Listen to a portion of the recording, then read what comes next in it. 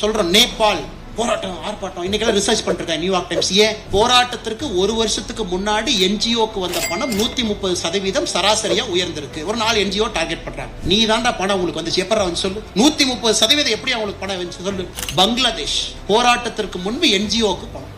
நம்மால 2018 என்ஜிஓ கதையை முடிச்சுட்டு அடுத்து போயிட்டார். அவரை எப்ப திங்கிங் பாருங்க, நீ என்ஜிஓ மூலமா தான் நீ வருவ. எத்தனை காலம் இந்த டகால்ட்டிய டெவலப்பிங் நேஷன் குளோபல் சவுத் நேஷன்ல என்ஜிஓ வச்சா நீங்க டகால்ட்டி பண்ணிட்டு இருக்கீங்க. 2018 ஃபெரால கிளியர் பண்ணிட்டு போயிட்டாச்சு. இப்ப இனி ₹1 கொண்டு வந்தாலும் ஸ்டேட் பேங்க் ஆஃப் இந்தியால அக்கௌண்ட் ஆரம்பிக்கணும். அது கனாட் பிளேஸ்ல தான் ஆரம்பிக்கணும். எதிர்க்கட்சி நண்பர்கள் யாராவது நேபாள் பங்களாதேஷ்ல இந்தியாவில் நடக்கும்னு நினைச்சு பாத்தீங்கன்னா எல்லாம் 5 வருஷத்துக்கு முன்னாடி யோசிச்சு 10 வருஷத்துல செயல்படுத்தி பிரதமராக அதை செஞ்சுட்டு இருக்காங்க. நீங்க இப்ப யோசிக்கிறீங்க ராஜா, ஒரு 10 வருஷம் முன்னாடி யோசிச்சுட்டாங்க. இந்தியால ஒரு என்ஜிஓ $1 பெற வேண்டும் என்றால் ஸ்டேட் பேங்க் ஆஃப் இந்தியா வங்கியா இருக்கணும், கனாட் பிளேஸ்ல அது இருக்கணும், ஒரே ஒரு வங்கியா இருக்கணும். அதுக்குள்ள மட்டும்தான் $1 வரும்.